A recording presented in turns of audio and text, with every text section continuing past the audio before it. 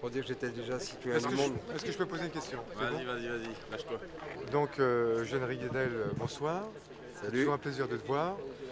Et alors, j'aimerais que tu nous racontes ton premier souvenir dans le golfe du Morbihan, ton souvenir d'enfant et comment tu as découvert la première fois le golfe du Morbihan. Moi d'abord j'ai eu la chance de naître à Aradon, donc j'étais au bord de l'eau et j'étais tout le temps, quand je faisais l'école buissonnière, j'allais à la côte. Mais si je veux dire, salut, si je veux un souvenir par exemple, c'est qu'avec mon frangin, on partait en plate à rame.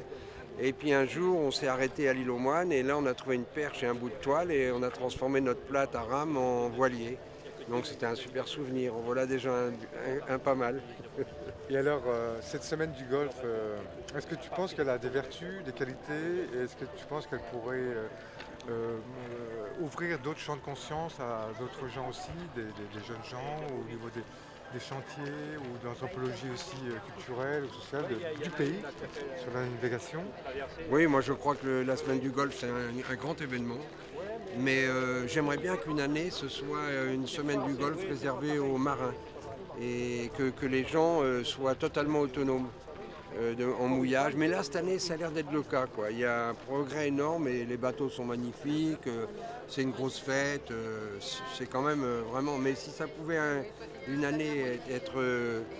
moi, j'aimerais bien, par exemple, aussi qu'on décrète qu'on fasse une journée sans moteur, sans bateau à moteur ou des trucs comme ça. Arriver petit à petit, je milite pour que le golfe devienne un laboratoire de qualité de la vie.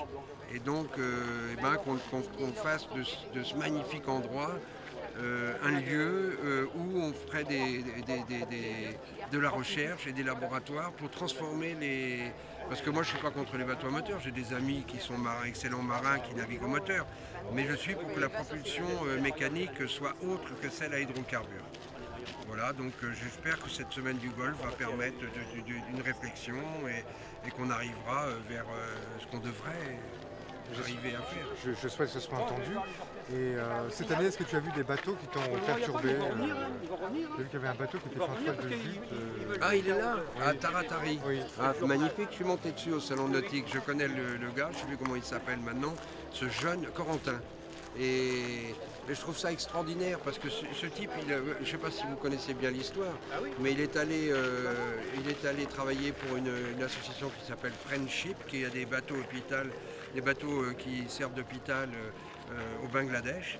Et puis après, il a construit lui-même son bateau, il est venu à Marseille, je crois, avec. Et son idée, c'était de sauvegarder la culture du jute.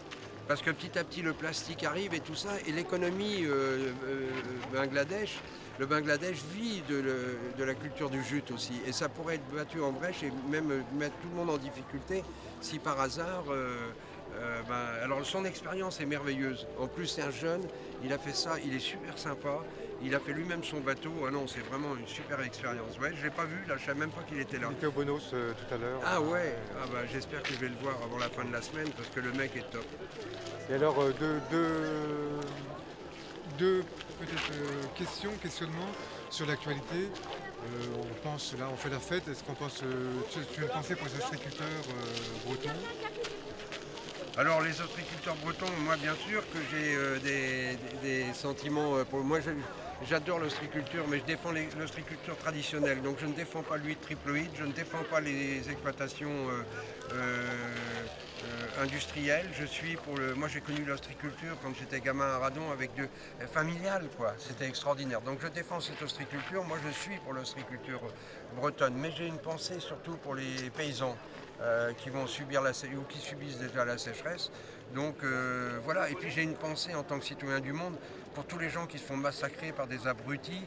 Et j'ai un très mauvais sentiment pour les marchands d'armes, et je suis désolé que la France soit un des meilleurs, un des plus grands marchands d'armes, et tout ça c'est monstrueux quoi. Moi je suis citoyen du monde. Bon, c'est vrai que j'ai été fait citoyen d'honneur de la commune d'Aradon hier soir. J'étais très heureux parce qu'il y avait moi je sais pas, j'ai rien demandé, ça a été fait hier soir, mais ma mère était là, elle a 97 ans ma mère, mère, elle était très contente, ma sœur, enfin bon, et puis il y avait tous les copains, beaucoup de monde, c'était très sympa. Parce qu'il y a des maisons qui sont menacées de destruction, parce qu'elles sont sur le territoire maritime et ça n'a pas été régularisé et tout ça. Et moi je demande grâce à ces maisons, et dans la marine la tradition c'est les femmes et les enfants d'abord, et j'aimerais qu'elles soient vouées à une amélioration des conditions de vie des familles qui viennent se baigner. Je voudrais qu'on redonne la priorité aux plages, que les enfants soient... Moi j'étais gamin à Radon, quoi. Moi la plage, tout ça, c'est merveilleux, quoi. Et moi je suis aussi voileux, je suis pour les bateaux et tout ça. Mais il ne faut pas que ça détruise d'abord cet accès à la mer pour les bébés, pour les gamins, pour les adolescents. Voilà. Juste une petite question. On est à Saint-Goustan. Au Bonneau, là, il y avait les voiliers de travail, Ouais. les bateaux de travail. Et il y a eu aussi ici à Saint-Goustan toute une industrie, enfin toute une économie autour de la mer, de la rivière. Tu as des souvenirs, toi, de quelque chose de voiliers professionnels qui travaillaient sur la rivière Ouais, mais à c'est... partir de d'Auray? Oui, même Vannes. Moi, j'ai connu le pont Vert où il y avait les poteaux de mine qui partaient pour l'Europe entière. Il y avait ou l'Angleterre surtout. J'ai connu pas mal de... mais c'était... Moi, je suis né en 40, donc c'était dans les années 50, quoi. Hein.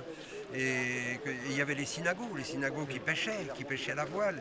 Il y avait ceux qui draguaient... Enfin bon, il y avait du cabotage. Il y avait du cabotage. Je rêve, moi, que les ports, qui soient des ports comme Saint-Goustan, quand j'arrive ici, j'ai l'impression d'être au XVIIe siècle. Parce que les quais sont les mêmes, le port est le même. Et je trouve ça tellement incroyable, extraordinaire d'être plongé comme ça dans un passé relativement récent. Et je rêve de voir... Oui, salut, c'est Navo. Yeah. Et donc je rêve par exemple qu'il y a un mec qui fait des primeurs là au-dessus, là. Si un jour il descendait avec ses brouettes sur le quai et qu'il embarquait sur un bateau ses produits et que ce bateau aille les livrer dans le port de Vannes par exemple, je trouverais ça extraordinaire, quoi. Je suis pour le transport maritime, je suis pour moi j'ai toujours considéré mes bateaux comme des outils. Bon, il se trouve que j'ai fait de la course, mais aussi je fais de l'apprentissage maritime aux gamins avec, je transporte des gens, je transporte des marchandises, je vais à la pêche à pied, et pour moi c'est ça, quoi, la voile. Alors bon, le tourisme c'est un volet qui se développe énormément et qui apporte effectivement certaines choses, mais je suis beaucoup plus touché, moi, par les bateaux de travail, c'est vrai. Bah, merci beaucoup, Jean. Ben, merci à vous, et Et Kenavo, Kenavo à d'or. Dichtron, et bon vent.